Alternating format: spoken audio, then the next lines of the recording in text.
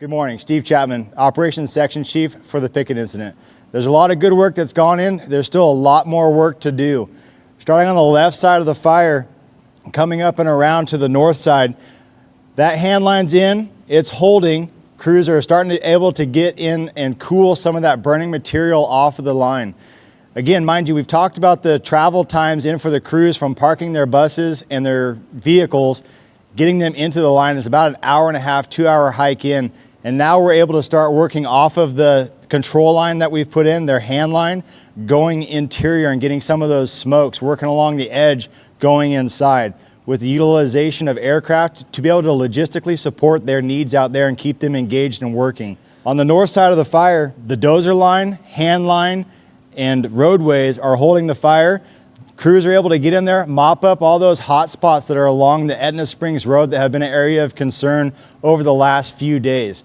It still continues to be an area of concern, but they're able to start moving in off of that control line and starting to get some of that hot burning material more interior. Coming down the right side of the fire, all that area in there is still holding on the control lines.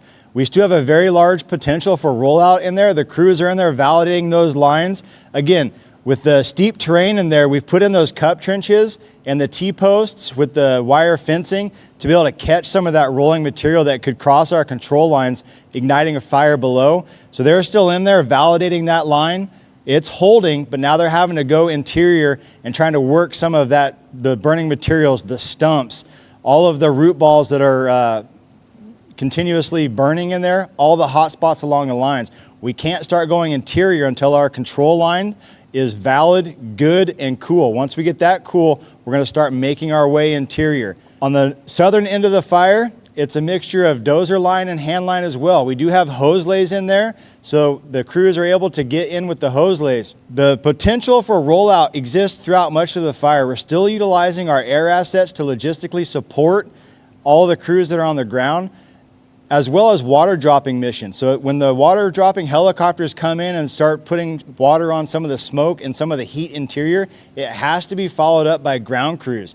So all of that stuff takes time. Once those crews can get into the burning material where the aircraft is working some of those hot spots, we'll be able to cool that more efficiently and effectively. We've talked about the steepness, we've talked about the inaccessibility of terrain, and now to kind of add a little bit more to it is along the fire perimeter here, all the exterior portions of the fire, there's approximately 38 miles of fire line that has to be secured before we can start working interior. So once we get the edges secured and know that our control lines are in, cooling the edges, now we can start making our way interior, which is kind of the point that we're at now. But now we just need to keep making our way more interior off of the control lines, getting some depth, working from the control lines to the interior, especially in the steep areas where that potential for rollout still exists. Thank you.